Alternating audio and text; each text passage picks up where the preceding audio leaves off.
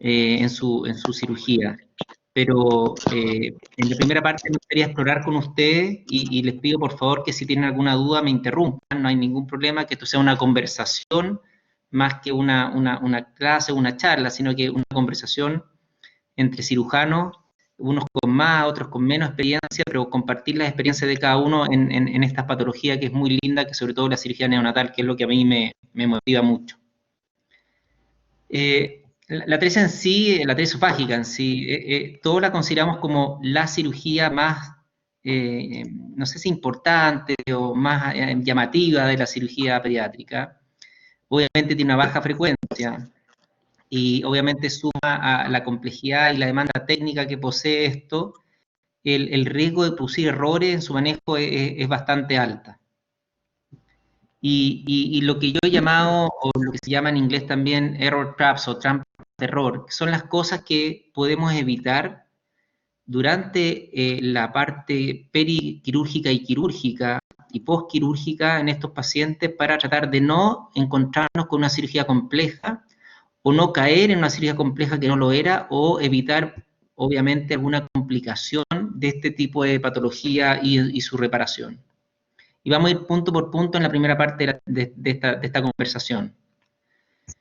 Yo sé que hay cirujanos jóvenes, así que también voy a hablar un poquito para la gente joven en cuanto a estas cosas. Pero obviamente la primera parte de esta cirugía parte en la preparación preparatoria de estos pacientes. Y desde tan básico como que cuando uno lo llaman de la neo, diciendo que tienen sospecha de una atresia esofágica, mi recomendación es que el cirujano sí o sí sea él que haga el diagnóstico, o confirme o compruebe el diagnóstico con una simple sonda orogástrica, la cual obviamente tiene un stop, y en la radiografía va a ver cómo se curva o se hace un coil en el esófago, como se ve aquí en esta radiografía. Obviamente siempre Miguel, usamos un poquito de aire como Miguel, contraste. Dime, ¿sí?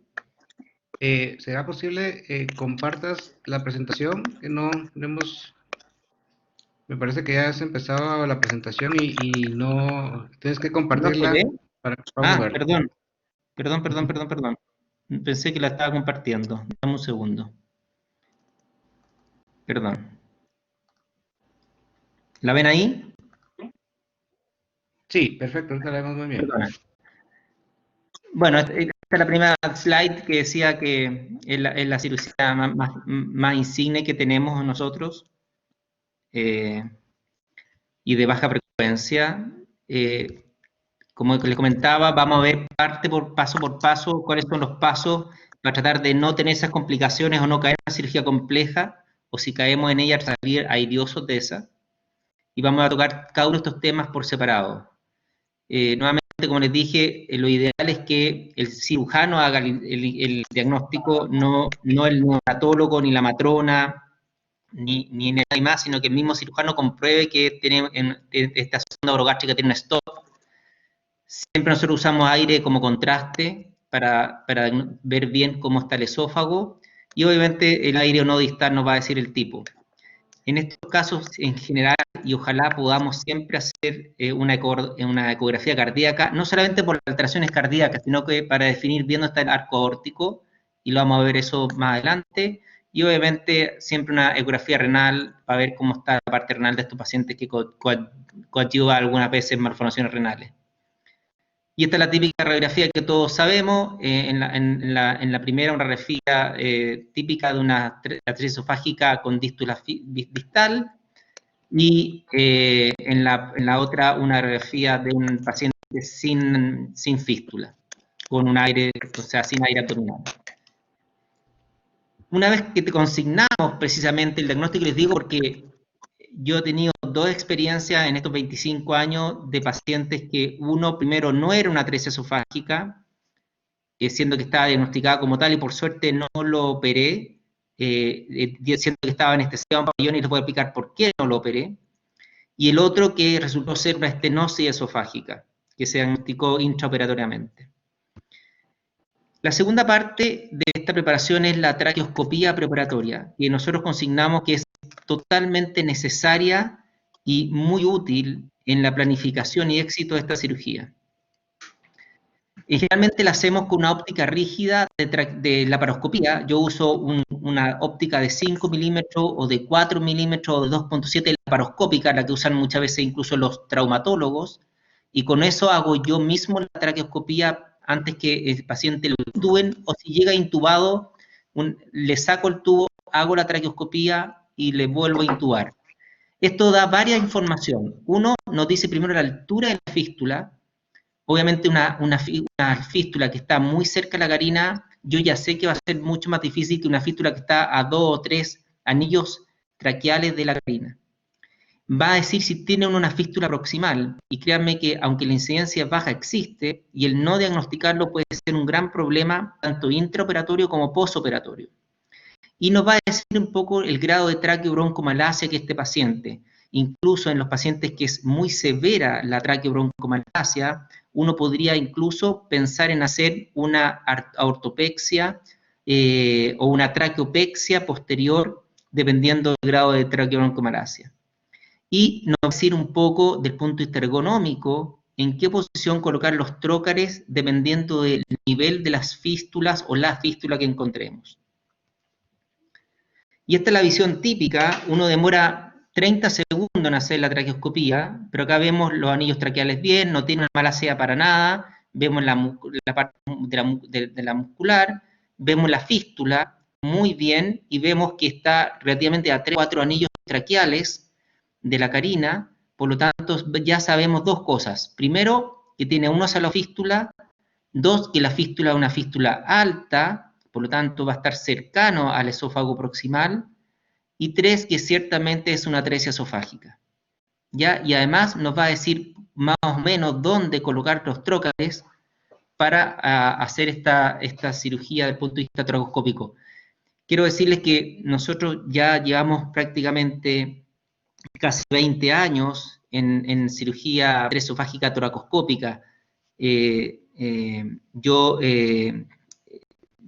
16, 17 años, el primero lo hicimos en el año 2003, así que ya hace mucho tiempo que no hacemos cirugía de atresia esofágica por toracotomía, y habiendo pasado todos estos años, hoy día, créanme, es mucho más fácil hacer una atresia esofágica toracoscópica que abierta. Y vamos a discutir eso, el por qué, pero ciertamente para mí hoy día es más fácil hacerlo toracoscópico abierto. Y acá vemos una traqueoscopía de una traqueobroncomalacia importante, ¿Cómo hago donde para arreglar esto? se ve un colapso importante del lumen de casi un 50%, y en estos pacientes uno podría planificar o una ortopexia o una traqueopexia posterior.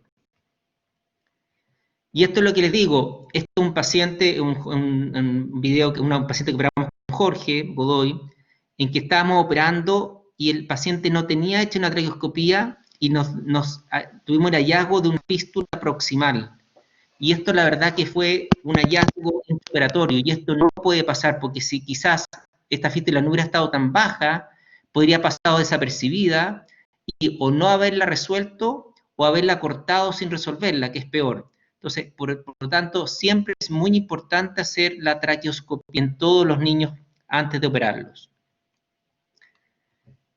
La tercera parte es por dónde abordar estos pacientes, ¿ya? Y eso no es menor en la mayoría de los casos.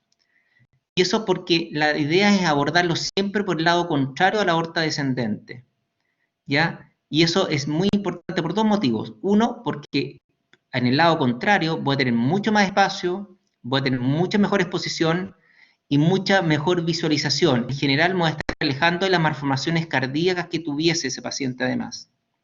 Ahora, en general, la radiografía no es fidedigna. Incluso en algunos pacientes la ecocardiografía puede ser difícil decir a dónde está el arco aórtico, ¿ya? La cirugía se puede hacer por el lado del arco aórtico, pero es mejor ciertamente no caer ahí, dado que la incidencia es del 3 al 10%, no es tan pequeña. Por lo tanto, el tener un diagnóstico previo a la cirugía es lo ideal. La ergonomía es una cosa muy importante, sobre todo en cirugía toracoscópica, y perdón que sea insistente en esto, pero para nosotros es sobre todo si la gente está partiendo con cirugía mínimamente invasiva. Por ejemplo, tratar de operar una atresia esofágica con material de 5 milímetros, de 32 centímetros, es realmente muy complejo. Por lo tanto, es siempre importante, sobre todo cuando usamos cirugía mínimamente invasiva, tener la tecnología y el instrumental adecuado para estos pacientes. Ahora, habiendo dicho eso, sobre todo en cirugía mínimamente invasiva, el dónde me coloco, yo, el cirujano, el anestesista, la torre, el escenarero, el instrumental, es muy importante, pero sobre todo en espacios pequeños, como suelen ser las atresia esofágicas, que son pacientes de 1100 gramos en adelante, en la colocación de los tróqueres es algo vital desde el punto de vista de estrategia quirúrgica. En general, siempre yo parto con un trocar subescapular, ya que es de rigor, y en general el segundo lo pongo siempre en el de la axila, que es como el tercer o cuarto espacio intercostal.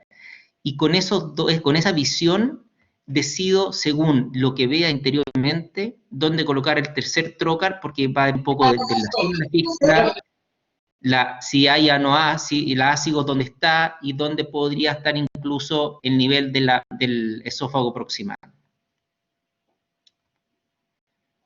Ahora, una vez ya comenzada la cirugía, no es difícil a veces verse en el tórax, sobre todo cuando uno está partiendo, y localizar el esófago y el bronquio para evitar una lesión bronquial extremadamente importante, siendo que puede ocurrir y ocurre lamentablemente en algunos casos en la gente que no advierte estos problemas. Ahora, dada que la visión es muy buena, la ubicación del esófago distal es bastante fácil por dos motivos. Uno, porque el vago siempre recorre el esófago, por lo tanto, uno al seguir el vago va a descubrirlo, y siempre al estar insuflando al paciente a través de la tráquea por la fístula, en los pacientes que tienen fístula, vamos a ver cómo bambolea el esófago con el ritmo de la respiración. Y obviamente el proximal, como todos sabemos, el anestesista ayuda mucho en ese sentido, ya con tener una sonda gruesa a nivel del esófago proximal. Ahora, en estos pacientes, y esto es una traqueoscopía de un paciente que tenía la fístula entre los dos bronquios, es realmente importante saberlo, porque si uno no tuviese esa visión previa, podría fácilmente confundir la fístula con un bronquio, y se ha identificado en algunos casos, o se ha descrito la sección de un bronquio en vez de la fístula. Ahora, en este sentido, una vez que tengamos la fístula identificada, y este es el mismo paciente, acá vemos, no sé si ven, pero acá vemos la fístula, y a cada lado un bronquio y el otro. Antes de sellar, antes de seccionar o clipear o ligar el esófago o la fístula, en general lo que hacemos es clampearlo y pedirle al anestesista que insufle al paciente. ¿Para qué? Para que una vez que tengamos clampeado en la fístula, si el pulmón ipsilateral se insufla, estoy tranquilo de que no estoy en el bronquio y estoy solamente en el esófago y en la fístula traqueosofágica. Perdón, les voy a mostrar un poco de qué se trata aquí. Entonces, acá tengo la fístula, un bronquio, el otro bronquio acá, la fístula justo está entre los bronquios a nivel de la carina. Una vez que tengo identificado muy bien esto, voy a pedirle al anestesista que insufle al paciente con presión positiva, clampeando la fístula. Acá voy a clampear nuevamente la fístula, y le pudiera al anestesista que insufle al paciente y ver cómo se levanta el pulmón. Y ya con esa maniobra estoy seguro que no tengo ningún bronquio comprometido. Ahora, una vez que identifiqué la fístula, la ligadura, es bastante importante el cómo hacerlo. Lo importante acá es que independiente que usen suturas o clips o lo que sea para ligarla, siempre primero hacerla lo más plana posible. Y acá ven cómo me apoyo yo prácticamente en la tráquea para poner el clip. Esto va a evitar un divertículo, va a maximizar el esófago distal, y créanme que quizás 1, 2 o 3 milímetros más me va a ayudar mucho en bajar la tensión de la anemosis, cosa que es vital para no tener complicaciones posteriores.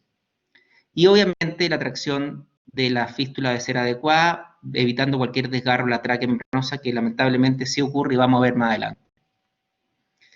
Ahora, esto es lo que muchas veces le enseñan los libros o escriben los libros antiguos en qué pasa con la movilización del esófago, que vamos a comentar un poquito. Créanme o no, el esófago distal, antiguamente o en los libros se decía que no había que tocarlo o ojalá ni siquiera disecarlo en lo posible, porque la irrigación podía ser comprometida. Bueno, eso está totalmente descrito ya, que toda la irrigación del esófago distal va por vía intramural. Por lo tanto, si yo debo disecar el esófago distal hasta los pilares del esófago, hasta el hiato, no hay ningún problema. Nunca hemos tenido un problema de isquemia en los esófagos distales, incluso como este que lo estoy disecando hasta el diafragma. Por lo tanto, la irrigación sí es intramural, y si necesitamos disecar el esófago para disminuir la tensión, cosa que es las cosas más importantes de la anastomosis de esófago, en tener una anastomosis lo más, o sea, con la menor tensión posible, es necesario y hay que hacerlo. Y acá vemos cómo lo estamos disecando totalmente, este es el diafragma, hasta el nivel de la crura. Obviamente hay que tener cuidado con el esófago, tratar de no dañarlo. Y en el esófago proximal, y aquí siempre me dedico un tiempo a señalarlo, que es de las cosas más complejas del punto de vista de la cirugía para mi gusto. Y esto porque embriológicamente, acuérdense que el esófago está íntimamente adherido a la parte membranosa de la tráquea, sobre todo en los primeros centímetros, dado su rol embriológico de la formación de la atresia. ¿Ya? Y cuando vean en que el esófago está íntimamente ligado o adherido a la tráquea, es mucho más seguro avanzar un par de centímetros de proximal y empezar a disecarlo retrógrado, o sea, desde el cuello hacia distal, para tener un buen plano de identificación del esófago en su totalidad. Y obviamente en la disección siempre comprometer esófago, si hay que comprometer algo de la pared, y obviamente no la tráquea para liberarla y no comprometer sobre todo la parte membranosa. ¿Ya? Y nuevamente la sonda esofágica ayuda en la identificación y disección de esto. Y acá vamos a ver un par de videos. Acá estamos viendo la tráquea y el esófago, y vemos que muchas veces está íntimamente adherido. Hay que hacerlo lentamente, con muy buena visión, sobre todo los primeros centímetros. En general, pasado 1 o 2 centímetros se libera fácilmente el esófago, pero sobre todo en los primeros centímetros, cuidado. Y esa disección nuevamente hay que llevarla hasta el cuello, ¿ya? Literalmente hasta el cuello en su máxima expresión. No sé esa música de dónde sale, pero ahí vemos hasta dónde llega la disección. Realmente hay que meterse muy, muy en el cuello. Y acá vamos, y le quiero explicar la lesión traqueal. Este es un paciente mío que yo estaba operando, esto ha sido hace unos 4 o 5 años atrás, y este paciente me enseñó mucho porque he revisado muchas veces este video, y estoy disecando la tráquea hasta acá. Quiero explicarle de nuevo. Esta es la tráquea, este es el esófago, y estoy empezando la disección del esófago con la tráquea, y la verdad es que está muy adherido, no tenía un muy buen plano, no decidí ir más hacia proximal, y seguí disecando, y acá muy bien, yo descuidadamente trataba de separarlo, y esta es la parte membranosa de la tráquea. Acá vemos el esófago, y retrospectivamente yo cometí un error, y vemos cómo abro la parte membranosa de la tráquea. En ese momento el anestesista me quitó porque perdió la presión de la vía aérea, y identificamos rápidamente el problema, y obviamente lo resolvimos. Lo que hay que hacer en estos casos es seguir la disección un poco más hacia proximal, ampliar la disección, pero con cuidado, sin seguir dañando la parte membranosa, hasta poder liberar muy bien la tráquea y repararla con un par de puntos. En este caso usamos puntos de Prolén 6.0. Pero no, es una lesión que uno debe evitar, y uno puede evitar si toma las precauciones del caso, como se lo estoy diciendo. En todo caso, nuevamente, si está muy adherido, es mejor ir hacia aproximar hacia el cuello y disecarlo en forma retrógrado para no caer en estos problemas.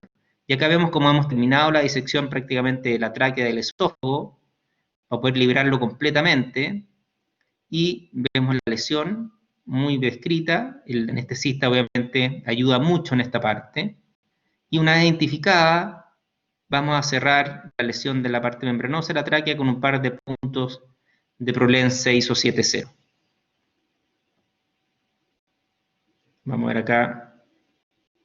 Esta parte no es entretenida, porque toda la gente está muy angustiada. El paciente muchas veces se estabiliza un poquito respiratoriamente, pero una vez dado ya el orificio, la verdad es que todo mejora y uno sigue su cirugía sin ningún problema. Y uno de los temas principales de esto es mi anastomosis esofágica. Acá hay una fotografía de una visión tracoscópica. Este es el esófago proximal, este es el esófago distal.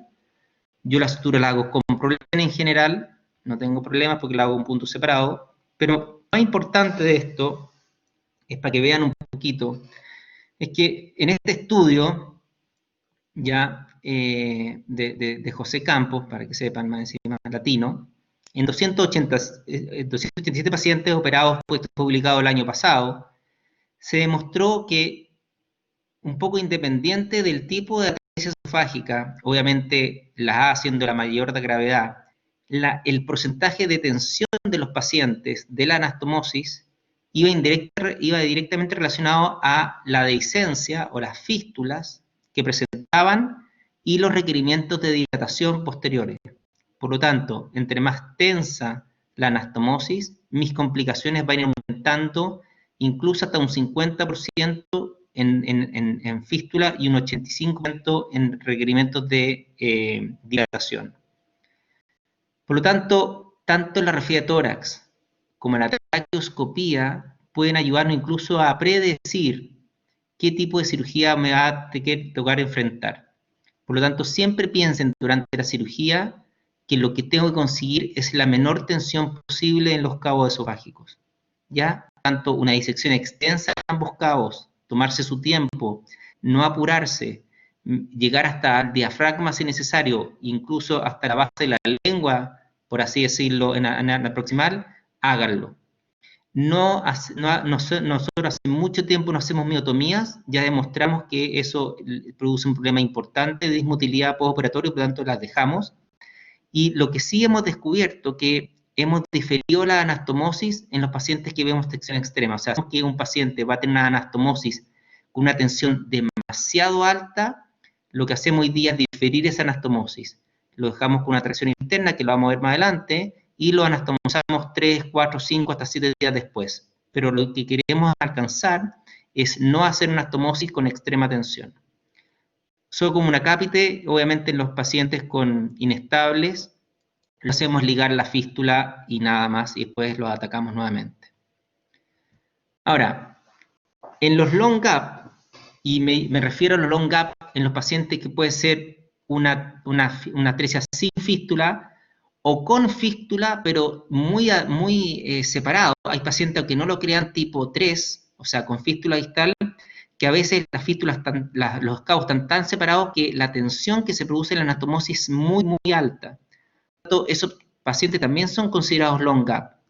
Hay múltiples maniobras que se han descrito para poder solucionar estos, pero las dos que nos han resultado a nosotros han sido las más importantes en estos últimos 20 años, que ha sido, uno, hacer una gastrostomía y dejar crecer los cabos, que lo hemos hecho yo personalmente por lo menos en 8 pacientes, y en los últimos 2 años hemos tratado a 3 pacientes con solo contracción interna, sin gastrostomía.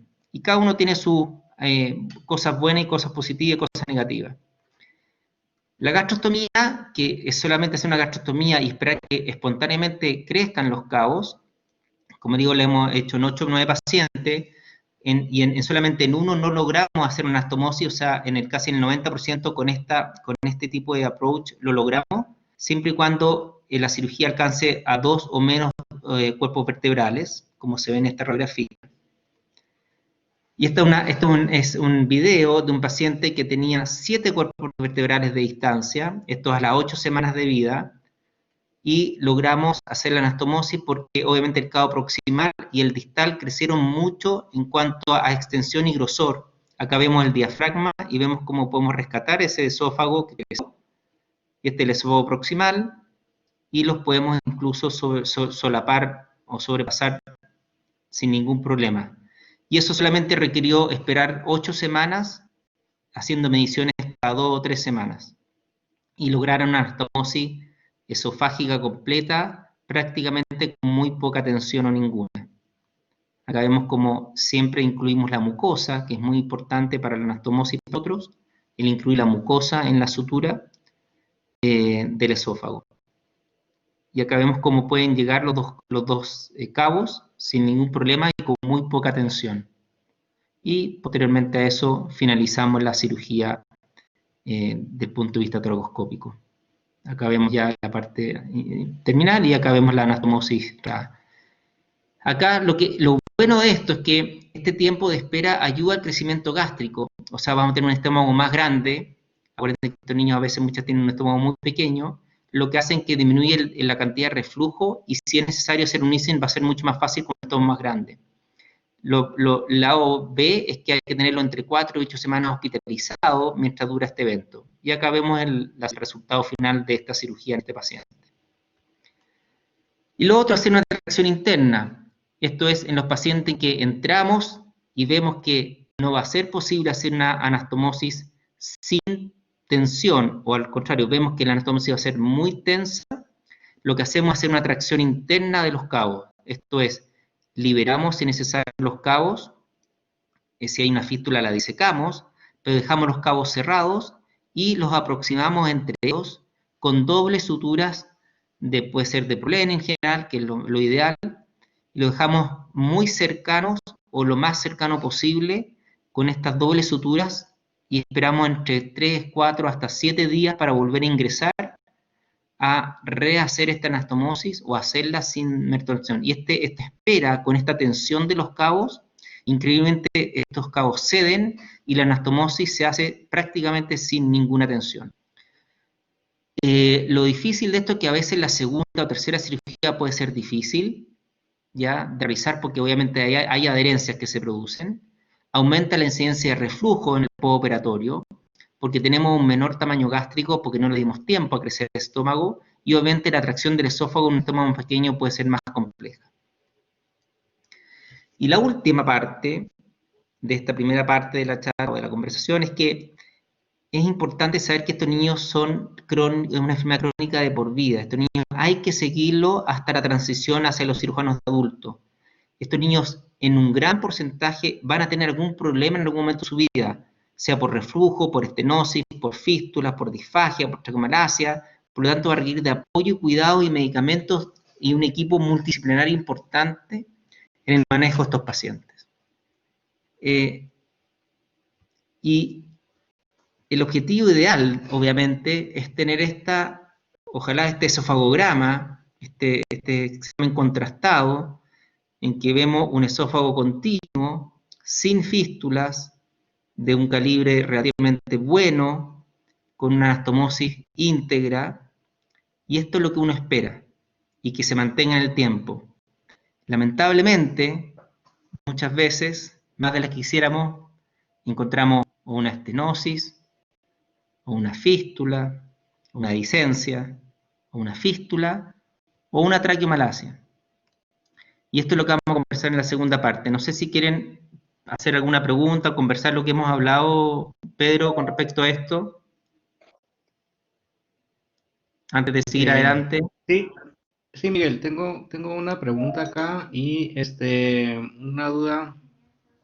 Preguntan si ligas la ácidos. Déjame volver ahí sí. La ASIGO durante mucho tiempo la ligué. Yo diría que dejé de ligarla, bueno, más que la ligada, yo la disecaba con hook, con electrocauterio solamente.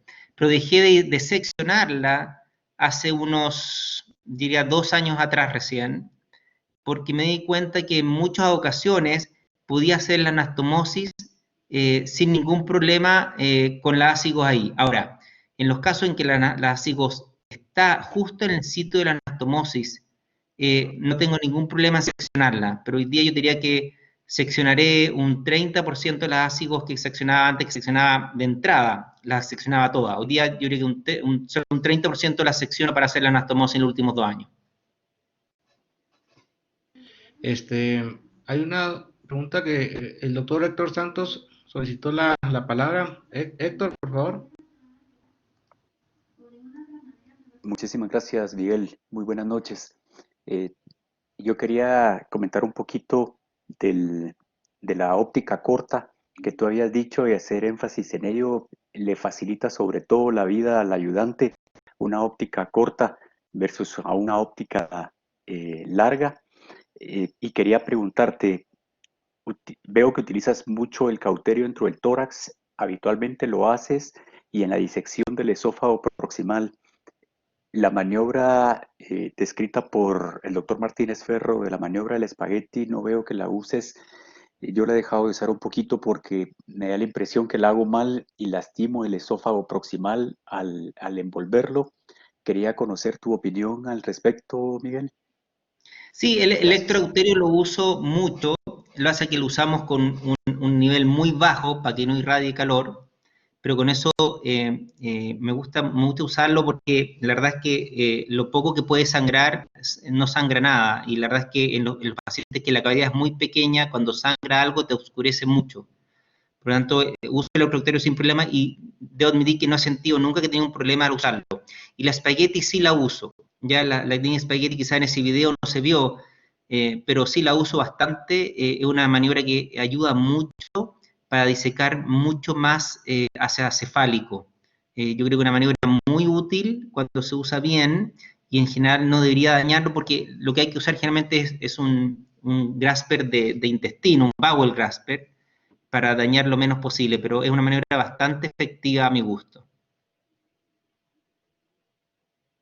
Muchas gracias.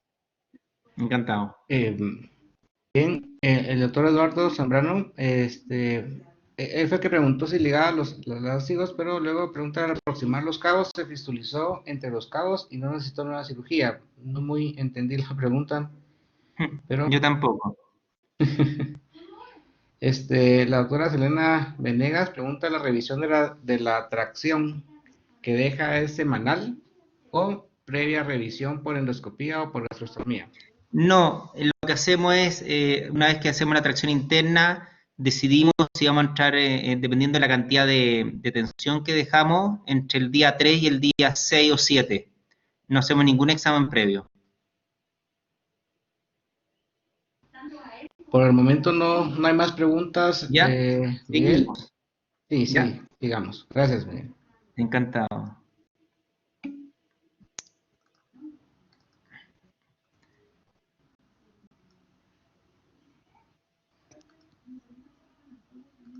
Bueno, entonces, ¿lo están viendo ahí, Pedro? Sí, estamos viendo, Miguel, gracias. Ya. Entonces dijimos que lo ideal era tener eso, pero muchas veces no lo tenemos. Y la idea es que yo quiero conversar con ustedes cómo abordar estas complicaciones. Hay varios estudios de esto, pero estas son las cosas que más me han llamado la atención. Estos tres, una revisión multicéntrica, uno con 3.057 pacientes, otro estudio hecho por Holger Thiel de casi 200 pacientes, y en el libro de Michael Cati, en complicaciones de cirugía, hablan de todas las complicaciones posibles y que generalmente vemos en atresia esofágica. Y la gran mayoría se reduce a la dehiscencia, que sea entre el 8 al 26% en todas las series, la estenosis, entre el 2 y hasta el 50% prácticamente, la fístula traqueosofágica recurrente, que ya es menor, gracias a Dios, entre un 3 y un 10%, 9%, y la traqueomalacia, que puede ser muy sintomática o poco sintomática, que puede llegar hasta al 25% de los pacientes. Y vamos a ir viendo una por una a ver cómo las abordamos o del punto de vista de cuál ha sido nuestra experiencia desde el punto de vista del manejo. Hay muchas posibilidades de que quizás yo no mencione, pero sí quiero mencionar las que hemos usado nosotros y que generalmente hemos tenido buenos resultados. Con respecto a la licencia o filtración, esto es el paciente que recién operado tiene alguna filtración de saliva o tiene un neumo desde el punto de vista del esófago, y lo que queremos enfrentarlo desde ese punto de vista. Tenemos varias opciones. Uno, el típico de poner un drenaje y esperar que selle por sí solo. Dos, algo más nuevo, el back esofágico, que lo vamos a hablar. y 3, la cirugía precoz, que también la vamos a escribir. Con respecto al drenaje y esperar, es los pacientes que uno quizás no dejó un drenaje, es poner un drenaje, o los pacientes que tienen un drenaje puesto, el esperar que espontáneamente el paciente sin alimentar lo selle esta filtración, y el éxito es bastante variable según las series, y va entre el 70 hasta el 90%, y generalmente demora entre 4 y 21 días dependiendo de la magnitud y el manejo de esos pacientes. Ahora, el problema de este manejo, que aunque en porcentaje podría ser exitoso, aumenta el tiempo de nutrición parenteral y obviamente el tiempo de hospitalización y de potenciales complicaciones pulmonares dado la salida de saliva y de contenido gástrico muchas veces hacia el tórax. Por lo tanto, eso lo hemos dejado usar últimamente. Hoy día, yo diría que en el último tiempo hemos usado dos cosas. Uno es la utilización del Endovac, que yo creo que todos lo conocen, que es la utilización de esta sonda nasogástrica cubierta de esponja, que se pone en el sitio de la filtración para aspirar y en fondo secar la fístula para que selle rápidamente. Acá el aporte del doctor Abello, que fue muy interesante y muy efectivo, que es colocarle además un tegadermo, un plástico multiperforado, para que la esponja, que tenía el problema de adherirse mucho a los tejidos, no se adhiera absolutamente nada, lo que ayuda obviamente tremendamente a que la resolución del problema sea mucho más rápido. Por lo tanto, en general, EVAC lo estamos usando hoy día como indicación en las filtraciones de leve o mediana cuantía. Se puede curar tanto por vía oral, nasal o incluso por retrógrado, por la gastrostomía si fuera necesario. Se puede identificar bajo visión endoscópica o bajo rayos dónde colocarlo, y por lo menos en las series más grandes, que es la de Jennings de 17 pacientes, el 80% cierran entre los 7 y los 14 días. Acá vemos la utilización de la modificación del doctor Abello, que es la esponja recubierta con este plástico, y la ideal ojalá es colocarlo lo más cerca de la filtración para aspirar y secar esto y selle completamente en forma espontánea. Y la otra forma que hemos abordado es la resutura precoz. Y generalmente la usamos en los pacientes que han tenido alguna dehiscencia en los primeros 5 días postquirúrgico, y esta dehiscencia es importante, sea mediana o grande. Y esto lo tenemos publicado ya con Jorge, son 2 pacientes de Jorge y 2 pacientes míos, que los manejamos de esta forma. Y esta es la visión endoscópica o tracoscópica con el esófago abierto, casi en un 50%, con la sonda pasando, y lo hemos resuturado para dejarlos completamente sellados, y la verdad es que estos 4 pacientes que hemos manejado con esta técnica anduvieron muy bien, se resolvieron completamente por sutura la filtración, y obviamente disminuyó la cantidad de parenteral y los días hospitalizados que requerían y las potenciales complicaciones de tener una fístula mantenida por más tiempo en el tórax. Con respecto a la estenosis esofágica, que llega, aunque no lo quieran, hasta un 50% de los pacientes, también hay varias formas de abordarlo.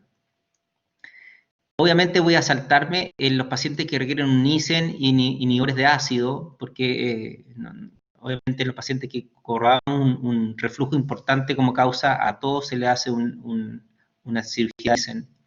Pero en los otros hay varias formas de abordar una dilatación de una estenosis. Con respecto a la dilatación de Savary o con bujías, en que bajo visión endoscópica se pasa una guía y se dilata la estenosis con estas bujías que son semirrígidas, y en fondo se controla bajo visión endoscópica que pase de la zona estenósica con estos marcadores que tienen. La verdad es que lo usamos muy seguidamente. Y la otra son las dilataciones con balón, en que bajo visión endoscópica uno ubica la estenosis, pone un balón desinflado a través del sitio con una guía e infla la estenosis para poder dilatarla lo máximo posible. Ahora, si las comparamos en este estudio que hizo de nuevamente José Campos con King, la diferencia entre las dos es que el tipo de dilatación de los Savary es un poco más traumática y de forma axial, y obviamente la de balón lo hace un poco más uniforme y de forma radial. El precio es mucho más barato los Savari desde el punto de vista que se reutilizan, en cambio los balones obviamente tienen un costo mayor. Y el grado de perforación es relativamente parecido, ¿ya? Ahora, el cómo utilizarlo, obviamente el Savari requiere de rayos, con lo cual se irradia un poco más al paciente, y los balones obviamente necesita el manejo de un endoscopio o el tener un endoscopio para visualizarlo.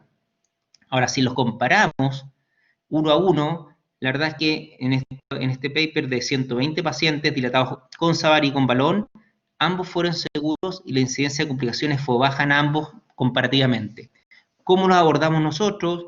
En general, la primera forma de dilatarlos con Savari, eso es lo que hacemos en forma primaria, y si vemos que no progreso del Savari o es difícil, aplicamos el balón, que a veces ayuda desde el punto de vista que el tipo de dilatación que lo hace es de otra forma y así a veces la zona estenótica cede de mucha mejor forma. Ahora, también los stents lo hemos usado. Hay dos tipos de stent, pero los stent expandibles, que son estos de nitrilo, de metal cubiertos con nitrilo, lo difícil es que a veces es difícil la fijación en el esófago. El precio, obviamente, es un ítem importante, no son stent baratos, y el éxito es casi del 81%. Ahora, lo importante es que puede durar puesto, cuando se fija bien, semanas. Y dentro del concepto de dilatación, el poder tener dilatado el segmento durante semanas, obviamente coadyuva a tener un éxito mucho más grande. Esta es la visión radioscópica, después de puesto el stent esofágico, que en los niños más chicos usamos de hecho stent biliares, más que stent esofágico, porque no hay stent esofágico especialmente para niños.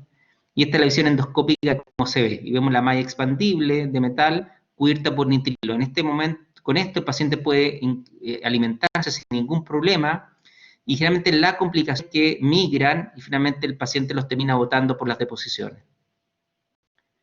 Y los stents dinámicos, que es algo que no es tan nuevo, pero se ha hecho nuevo últimamente, de hecho está descrito desde el año casi 2011, son stents que se dejan en los pacientes, ya se customizan a cada paciente, o sea, uno pone el diámetro que necesita para cada paciente y los puede ir cambiando. Nuevamente el anclaje puede ser complicado, pero el éxito llega a un 88%.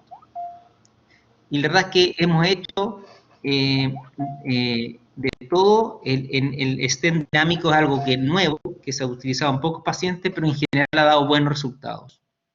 Pero con las dilataciones de Savari y balón, la verdad es que la gran mayoría de los pacientes pueden ser resueltos también. Y una palabra en la magnamosis, que la verdad es que está descrita hace mucho tiempo. Hay casos aislados de magnamosis, ya para estos tratamientos de estas estenosis importantes, y en general los resultados a largo plazo no son tan buenos porque producen mucha fibrosis y reestenosis importante. Yo creo que falta experiencia, hay casos de éxitos aislados, pero tenemos poca información en cuanto a series grandes o seguimientos importantes. Con respecto a la fístula traqueosofágica recurrente, que llega hasta un 10% de los pacientes, tenemos varias formas de abordarla. Uno es el ácido tricloroacético, otro es inyectarle o atacarla directamente para, en el fondo, hacer una reacción en la zona para que escarifique con argón, cianocrilato y glue. Vamos a hablar de los stents y la cirugía. Con respecto al ácido tricloroacético, la verdad es que, sobre todo acá en Chile con el doctor Varela, yo he tenido también con él bastante experiencia. Yo diría que en general el éxito es de un 90, un 95%, y requieren entre 1, 3, hasta 4 aplicaciones. Lo que sí se requiere obviamente un traqueoscopio rígido para cada paciente y el manejo un poquito de la endoscopía rígida. Pero en general es en las fístulas de primera diagnóstico es lo que primero hacemos porque los resultados en general son muy buenos. En algunos pacientes hemos combinado el cianocrilato a veces con el argón, perdón, el tricloroacético con argón, cianocrilato o fibrillin glue. Y la efectividad solo con el argón o por sí solo es baja, es generalmente de un 50 a un 75%. Acá vemos la acción del argón y vemos la escara que queda, que la idea es que la reacción escarifique y cicatrice la fístula. Lamentablemente el costo es alto y no es tan efectivo usado por sí solo. Y los stents en la fístula tiene una efectividad baja, en general de 50-80%, pero sí permite, y esto es que lo viví yo, un paciente muy pequeño que hizo una fístula a un bronquio, que tenía 1 año, o sea, 1 año después de la cirugía hizo una fístula a bronquio, que era muy difícil llegar a la fístula. Lo que hicimos fue ponerle este stent y lo hicimos crecer hasta los 2 años y medio, totalmente asintomático, y a los 2 años pudimos operarlo sin problemas. Por lo tanto, puede ser un buen elemento de sobrellevar una complicación hasta tener un peso o el paciente más grande. Lo que sí, nuevamente, la fijación de esto es difícil porque pueden migrar hacia distal. Y, obviamente, la cirugía, por lo menos en nuestra experiencia, es la última opción. En general, de todos los pacientes que hemos tenido con fístula esofágica, hemos tenido que operar solo uno. La verdad es que uno trata de hacer todo lo anterior las veces que sea necesario para no darlo. Pero obviamente, en algunos casos que todo falla y la cirugía se hace autoscópica, pero finalmente hay que resolver el problema del paciente. Y con respecto a la Malasia, la verdad es que es alto el porcentaje de pacientes que tienen algún grado de malasia, pero bajo el porcentaje de quirúrgica. Jennings está promulgando que desde el punto de vista de los manejos de atresia esofágica trocoscópico, a todos los pacientes uno de entrada le haga una traqueoprexia posterior, cosa que manifiestan síntomas importantes que no mejoran el tiempo, o una ortopexia o una traqueopexia posterior puede ser obviamente indicable, pero no previamente a solucionarlo desde el punto de vista médico o dejarlo crecer un tiempo. La traqueopexia posterior, para los que quizás no la conocen, es sacar lateralmente el esófago, acá vemos la tráquea, el esófago, la columna, sacarlo hacia lateral y pexear la parte membranosa de la tráquea a la columna con un par de puntos, cosa que la verdad es que técnicamente es un poco más difícil, pero es fácilmente asible desde el punto de vista trocoscópico durante la reparación.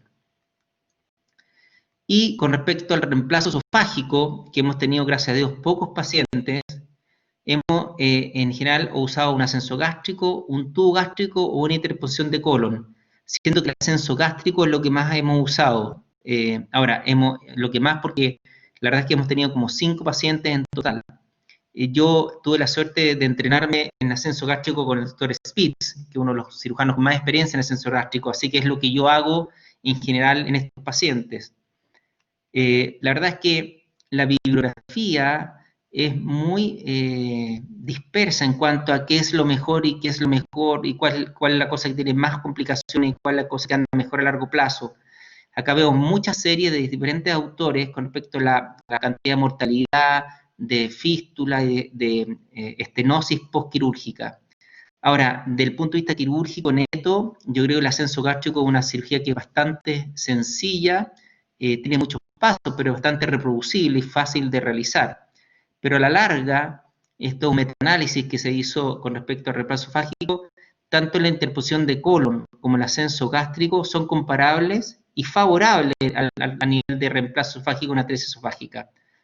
Aunque en mi gusto esta es una cirugía que es mucho más fácil de hacer y con mejor resultado en mi experiencia. Eso para conversar la primera parte, si quiero así decirlo, de alguna forma. Déjenme salirme de acá. Pedro, ¿me están escuchando? Sí, te estamos escuchando muy bien, Miguel. Ahí. Eso creo que tengo yo para compartir, más o menos creo que es lo que más o menos me habías pedido tú hablar, no sé si tiene alguna duda o quieres conversar algún otro tema, yo feliz de interactuar un rato con ustedes si quieren. No, perfecto, muchas gracias. El doctor Héctor Santos nuevamente solicita hacerte una pregunta. Encantado. Gracias, Miguel. No sé si en los pacientes con atresias esofágicas puras, cuando has utilizado el bugineo proximal y distal y en las radiografías uno tiene la certeza de que ambas bujías están prácticamente tocándose y haces la cirugía y te percatas que los cabos siguen estando muy distales. El paciente entonces ya ha crecido y anatómicamente supongo yo, pueden estar más distales. ¿Qué piensas de no esperar este momento, sino hacer de rutina el abordaje laparoscópico con tracciones secuenciales programadas para poder hacer la anastomosis más tempranamente? Sí, ojo con lo que dijiste, o sea, te voy a contestar la pregunta al tiro, pero es importante que cuando uno mide los cabos, tenga mucha certeza que realmente está puesto en el esófago distal, sobre todo. Y a veces mucha gente, yo he visto que al bujinear o al medirlo, en vez de estar en el esófago, en el fondo están levantando un poco el estómago con el diafragma. Para evitar eso hay bastantes alternativas, una de las cuales es mirar con la óptica directamente a través de la gastrostomía y meterse con la óptica en el esófago distal. Pero independiente de eso, si asumamos que uno lo hizo perfectamente, uno obviamente hoy día yo diría que en la gran mayoría de los pacientes que me toquen con atresia esofágica pura, lo más probable es que hoy día le haga una tracción interna inmediata, o por lo menos los aborde toracoscópicamente y decida qué hacer. Lo bueno de la toracoscopía es que no invades mucho paciente. O sea, si yo, por ejemplo, me meto un tórax en un paciente que no tiene esofágica pura y veo que tiene realmente un muñón esofágico distal muy, muy pequeño, muy, muy chico, ¿ya? Y sé que la tracción interna va a ser quizás muy compleja, muy larga o va a requerir de muchas recirugías, lo más probable es que esa cirugía la convierta a una gastrostomía, no hacer nada más y esperar que crezcan para la oportunidad. Pero a la vez, si me meto el tórax y veo que es una típica atresia esofágica sin fístula, en que el muñón es chico, pero no es tan pequeño y es lo habitual de encontrar, lo más probable es que le haga una tracción interna y vea cómo responde. Gracias. Perfecto. El doctor César Cuevas, creo yo que había levantado la mano, no sé si él quería preguntar algo. Si no, me preguntan acá, la doctora Selene Venegas, si has tenido experiencia con mitocin C o corticoides para las dilataciones. Sí, mira, la verdad es que hemos pasado por todo. En algunos pacientes hemos usado mitomicina C, en algún paciente hemos usado corticoides, y la verdad es que nada ha sido 100%. En todo o no ha ido un poco bien o no ha ido un poco mal. Entonces, hoy día la verdad es que dependiendo de donde esté, hemos coadyuvado de la dilatación o con corticoides. Yo diría que la mitomicina C es lo que menos hemos usado. Sí hemos usado corticoides, pero yo diría que en pocos pacientes. Ok. Hola César, ¿cómo estás?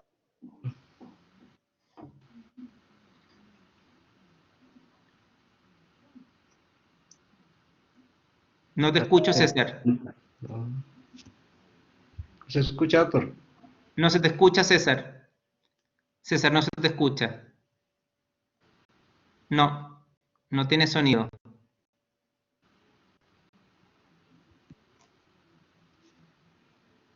Bueno, en lo que el doctor Cuevas resuelve ahí su problema de audio, pregunta al doctor Pablo Fuentes qué protocolo postoperatorio usa para el seguimiento, cada cuánto esofagograma o solo si son sintomáticos. Me imagino que ya cuando ya... Sí, al alta. ¿no? Es una súper buena pregunta. Y fíjate que yo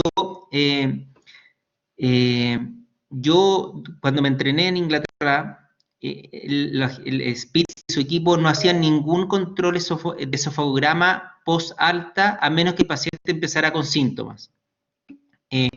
Cuando llegué a Chile, la verdad es que hice totalmente lo contrario. Yo a todos los pacientes le hago un esofagograma al mes, independiente que estén o no sintomáticos. No tengo cómo justificarlo, pero es lo que me gusta hacer, porque soy obsesivo con la estenosis. Y en los pacientes que encuentro que al mes o a los 2 meses, dependiendo de cuando le haga el primer control, tiene algún grado de estenosis más allá de un 15 o un 20%, aunque estén asintomáticos, los calibro, porque no es una dilatación realmente, es una calibración endoscópica con Savary. Así que yo tengo una alta incidencia personalmente, porque soy obsesivo, de calibraciones esofágicas, aún en pacientes asintomáticos, pero a todos le hago entre el mes y los 2 meses el primer control, aunque sean asintomáticos. Ok. No sé si el doctor Cuevas pudo resolver el problema de audio. No. No, No. César, no se le escucha. Ahí se fue. El doctor Carlos Melo también pregunta, no sé, profe, si quiere usted hacer su Pero pregunta. Carlos Melo no es de ahí, no tienen por qué estar preguntando Carlos Melo, no tiene nada que hacer Carlos Melo en Guatemala. No, pero es ¿Qué profesor. Miguelito, cómo estás? Hola Bien, Carlos, bien. ¿cómo estás? Bien, bien, la pregunta es concreta. ¿Cuánto define hacer un antirreflujo en una atresia de esófago? Realmente esa es la pregunta.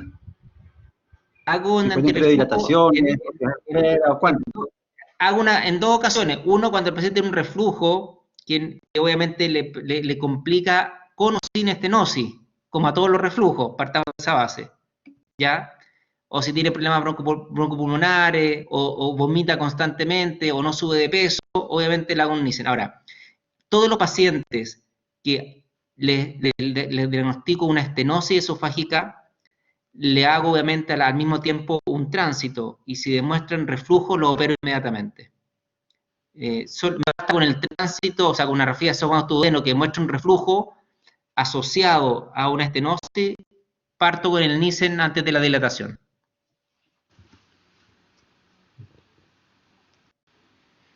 La doctora Marina Prosi le quería preguntar algo, Miguel. Dime. Hola Marina, buenas noches. Bueno, a ver. No puedo compartir el video, pero ahí. Esto no es Marina, ¿no? Parece que no. No, estoy usando la computadora de Marina. Listo. Marino, es Mi Marino. nombre es Molina. Quiero preguntar una cosa cortita. No sé si usted ha tenido alguna experiencia con el uso de olivas, olivas reguladas según el grado de estenosis de los pacientes y esas olivas que fueron diseñadas para dejar puestas a la altura de la estenosis. No sé si usted ha tenido experiencia con eso y cuál fue su experiencia. Sí, en un paciente son los stent dinámicos en el fondo, el mismo concepto. En un solo paciente no lo manejé yo, lo manejó uno de los cirujanos del grupo, que fue hace muy poco, y la verdad es que anduvo bien. La verdad es que solucionó el problema. Ahora, la verdad es que también ha solucionado en la mayoría de los pacientes el hecho, solo el Savari, con 2 o 3 aplicaciones de Savari también hemos solucionado el problema. Entonces no te puedo decir que es mejor o peor, pero en ese paciente en específico anduvo bien. Bárbaro, muchas gracias, muy amable. Encantado.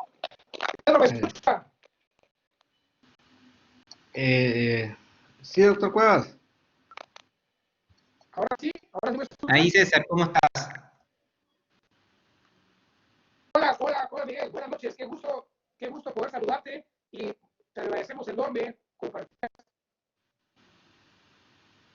esta gran experiencia que sabemos que tienes y todo este impulso académico que te conocemos. Y una pregunta, ¿tú crees que con esto que está pasando de la pandemia se tenga que hacer cirugía abierta? Una. Y la otra es, ¿qué peso es el más pequeño? Consideran que se debe intentar la corrección toracoscópica. Te agradezco. Gracias, César. Creo que entendí las dos preguntas. Uno, si es que en tiempos de pandemia hay contraindicaciones de hacer cirugía mínimamente invasiva toracoscópica, y la otra, ¿cuál sería el peso límite para hacer cirugía mínimamente invasiva, en este caso atresia esofágica?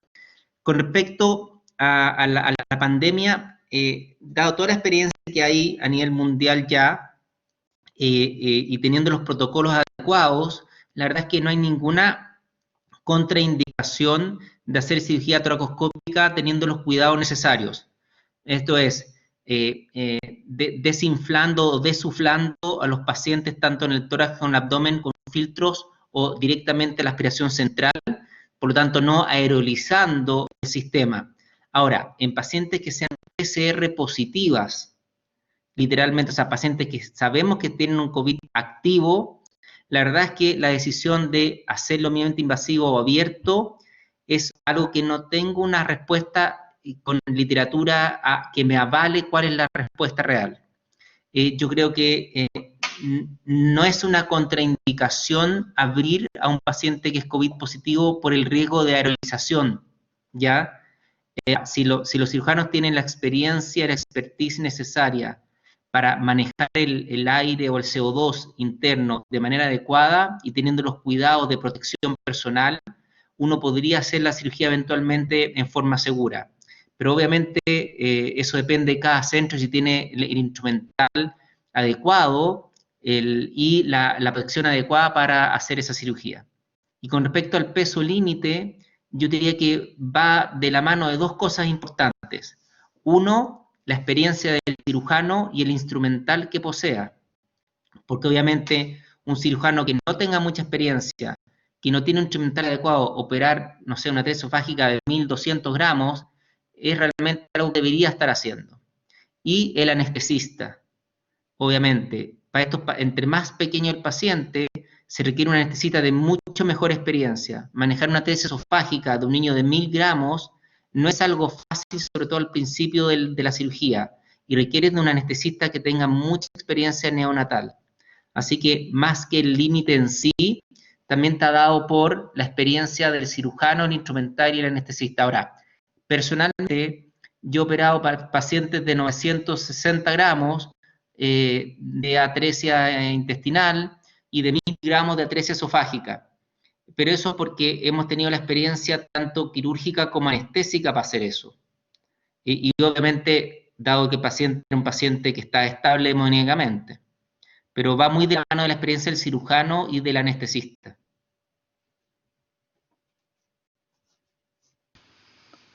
Perfecto, gracias Miguel. También había solicitado la palabra la doctora Brenda Hutton. No sé si todavía estará por ahí la doctora Brenda. Sí, aquí estoy. ¿Me oye? Sí, buenas noches. Le Encantado, quería Brenda. preguntar, de Venezuela, y hablamos. Le quería preguntar, ¿a qué edad le hace usted el ascenso gástrico a un niño que tenga un long gap? Desde que, o sea, ¿en qué momento se lo hace? Si usa la esofagostomía, si no lo hace, estos niños permanecen en el hospital hasta que usted decida hacer el ascenso gástrico. A ver, si es que yo cómo lo enfrentamos hoy día es que obviamente un paciente long gap, primero trato de realizar la anastomosis, sea por tracción interna o por gastrostomía y esperar 6 o 8 semanas. Si en la eventualidad que, viendo que es imposible, en los pacientes yo diría que con tracción interna, que son pacientes que generalmente a la semana, a los 10 días, uno sabe que no va a ser posible eventualmente, hay dos posibilidades. O tratar de hacer un ascenso gástrico a las 2 semanas de vida, dependiendo del tamaño del paciente. Si es un paciente de término de 3,5 kilos y está sano, aparte de eso, uno podría plantear hacerlo. Pero en los pacientes que son más pequeños, de 2 kilos, 2,5 kilos, o que tengan alguna malformación asociada, esos pacientes lo más probable es que le haría una esofagostomía, una gastrostomía y los dejaría crecer por un buen tiempo en su casa. Esos pacientes finalmente son dados de alta, los papás aprenden a manejar la esofagostomía y se alimentan con gastrostomía hasta que crezcan. Y generalmente lo más probable es que lo hagamos entre los 6 meses y el año de edad. A diferencia está de los pacientes que si los manejo con gastrostomía solamente y espero que crezcan, generalmente cuando vaya a reoperarlos van a tener generalmente más o menos 2 meses de vida y generalmente van a tener entre 4, 5 hasta 6 kilos. En esos pacientes vamos preparados a que si no resuelvo el problema en ese momento, le hago un ascenso gástrico inmediatamente. Gracias.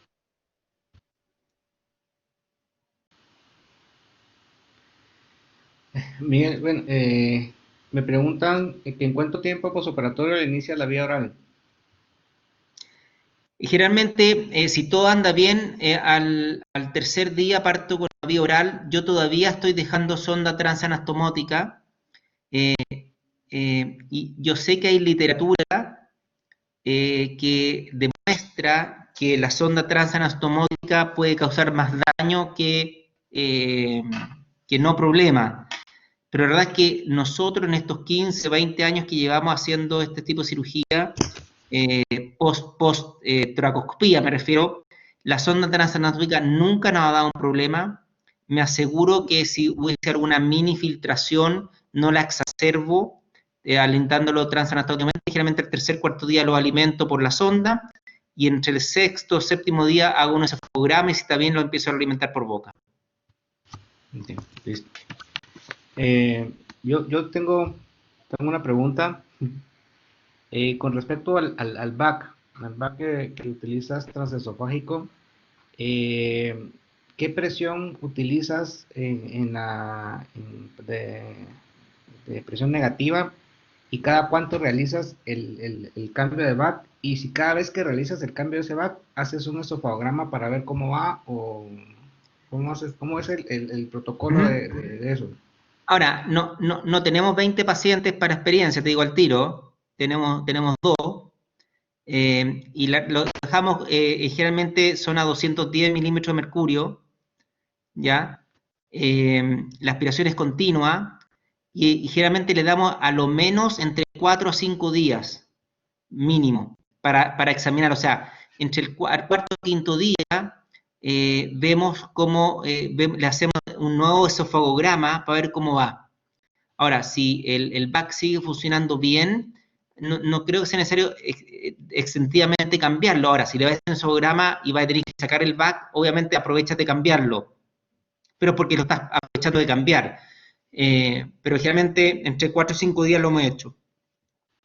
Y en uno se demoró 5 días en cerrar y el otro se demoró 8 días en cerrar.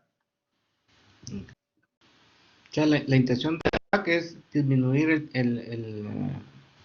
el tiempo del cierre espontáneo cuando le dejas la toracostomía. Exactamente, o sea, lo que hace el VAC es acelerar el proceso de cierre, dado que deja de salir saliva hacia el exterior.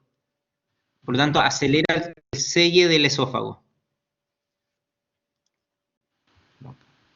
Bueno, perfecto. Muchas gracias, Miguel. Por el momento no tengo más dudas en el chat, ni alguien que haya levantado la mano. Yo creo que, no sé, llegamos a tener casi los 60 asistentes, dentro de ellos algunos profesores colombianos, la doctora María Marcela Bailes también. En un momento anduvo por ahí el doctor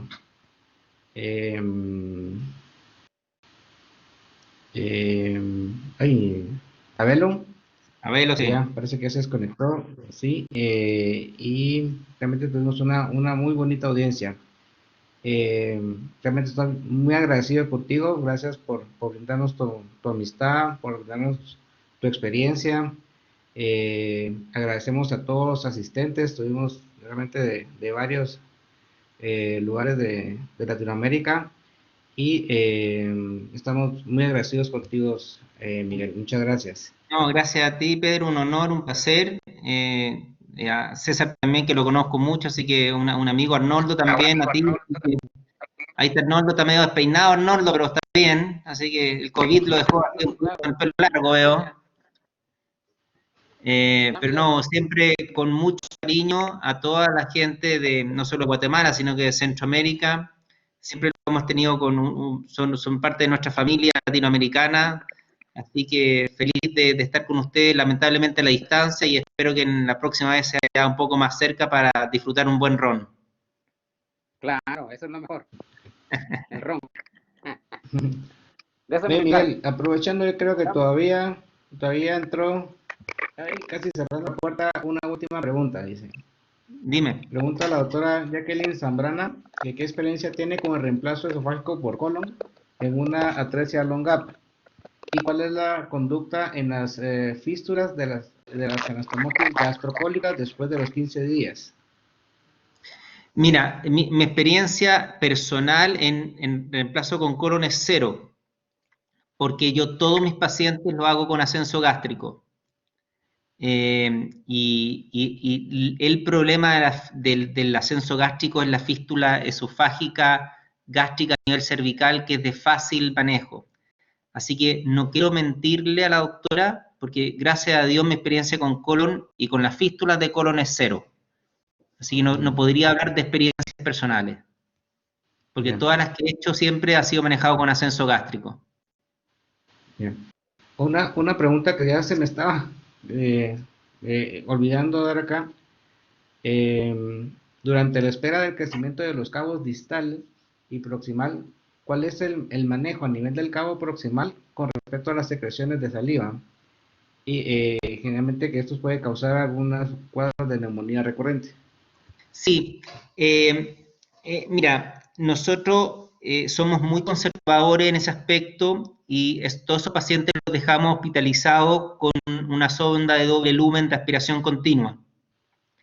Y la verdad es que con esa pequeña cuidado no tienen problemas de aspiración, porque generalmente no le aspiramos toda la saliva. Ahora, fíjate, en Inglaterra esos pacientes los manejaban sin aspiración continua, y la verdad es que increíblemente la cantidad de problemas respiratorios era muy poca. Por algún motivo los recién nacidos sanos neurológicamente aprenden a manejar la salivación excesiva. Pero nosotros somos muy precavidos, y en ese sentido a todos los pacientes que lo hemos manejado de esa forma, a todos los mantenemos con aspiración continua con sonda de doble lumen. Okay.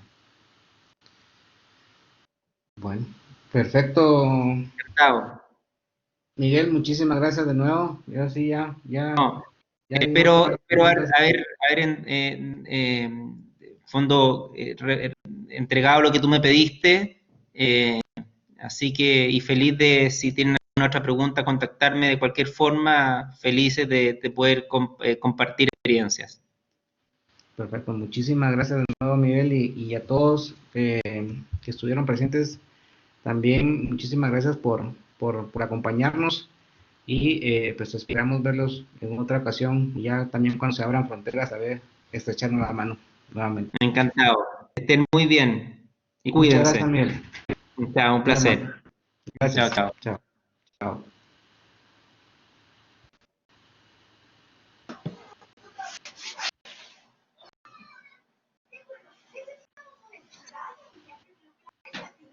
Listo, Pedrito. Listo, Juan. Ya, buenísima, estuvo buenísima. Y hubo un momento en que llegamos a 60 asistentes, viejito. Sí, no, súper. Y estuvo buenísima. ¿No se acabó?